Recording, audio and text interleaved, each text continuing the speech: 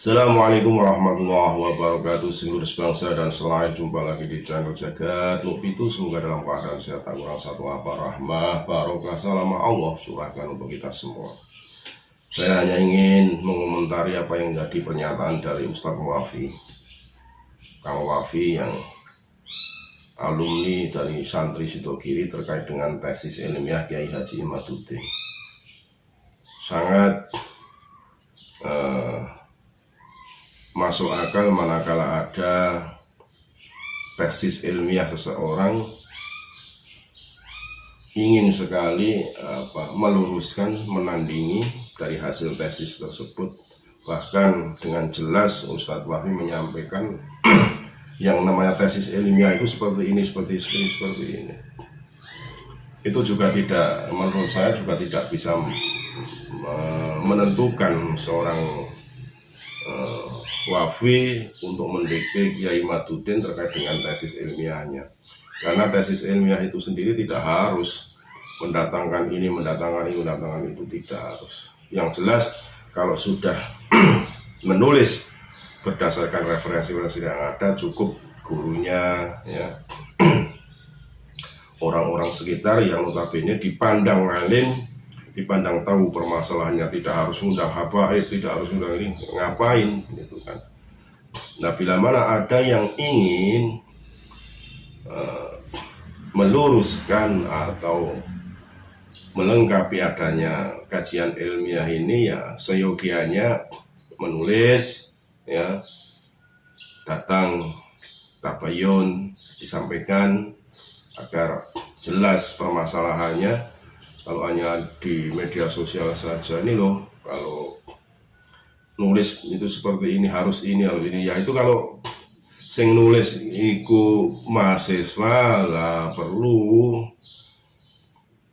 persetujuan dosen-dosennya kan, seperti itu. Kalau ini yang nulis aja seorang yang alim, seorang guru, tentunya yang mentaskehnya itu ya gurunya, orang-orang sekitarnya yang notabene tahu persis tentang permasalahan yang sedang dikaji. Tidak harus mendatangkan santri ini tidak. Kan bocah TK atau mahasiswa-mahasiswa yang bikin skripsi, diuji. Kalau ingin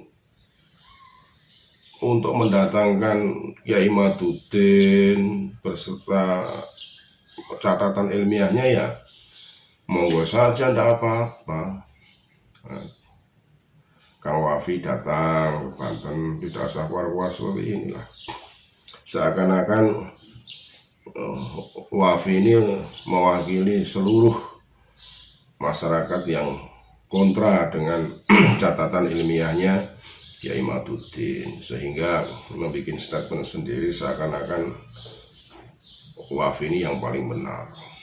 Saya kira tidak begitu, ya, karena kita semua sudah pada dewasa, sudah pada tahu bagaimana seorang guru menulis itu, ya tidak harus seperti mahasiswa menulis yang begitu. Coba kita simak videonya. Istilah pribumi dengan orang yang datang dari Yaman ini dimunculkan oleh orang-orang yang pada mulanya mengaku-ngaku tesis ilmiah, mau mengkaji secara ilmiah, ternyata kebenciannya dibuka oleh Allah. Akhir-akhir ini kebenciannya sudah dibuka oleh Allah. Istilah budak Yaman, istilah hal-hal yang memang mengindikasikan kepada kebencian kepada Bani Alawi itu sudah dibuka oleh Allah. Ayo tes DNA, kamu ini Yahudi, antek-antek Yahudi, otak Yahudi, dan lain sebagainya.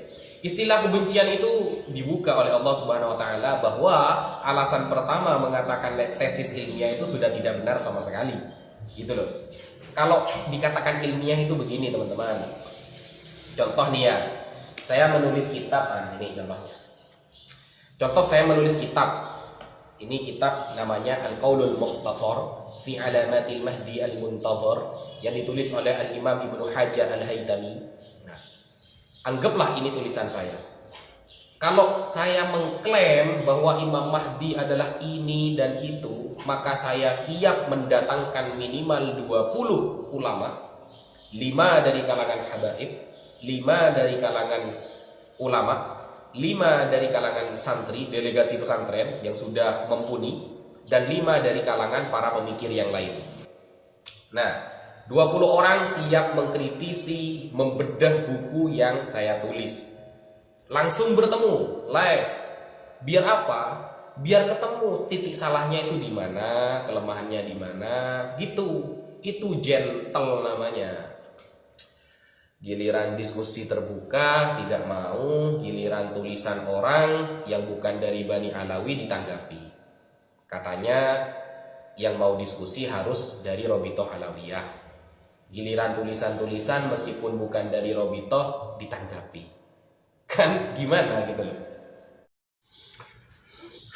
Itu tadi komentar dari Ustadz Wafi terkait dengan apa yang ditulis oleh Yai Maduddin dan Bahwan sekarang sudah merebak mengenai adanya pribumi dan non pribumi.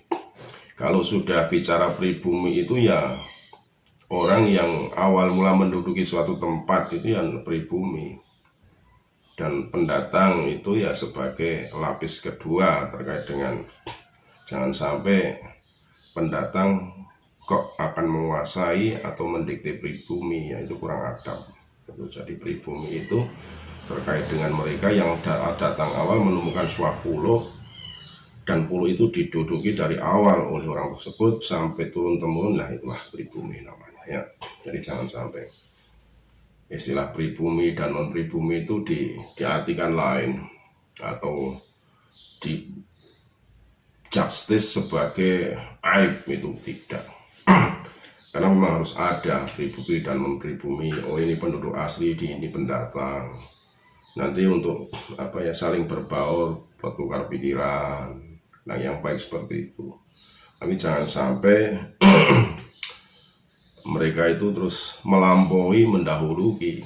Karena Wali Songo dulu juga punya pemikiran yang luar biasa jenius terkait dengan bagaimana mendudukkan seorang pendatang dengan pribumi. Tidak elok manakala seorang pendatang itu ingin menguasai suatu daerah tanpa persetujuan dari pribumi. Termasuk Wali Songo dulu begitu mendirikan kerajaan Islam pertama di Demak, yang ditunjuk ya Trah Majapahit, bukan Trah Wali Songo yang notabene alim, tidak, tetap pribumi.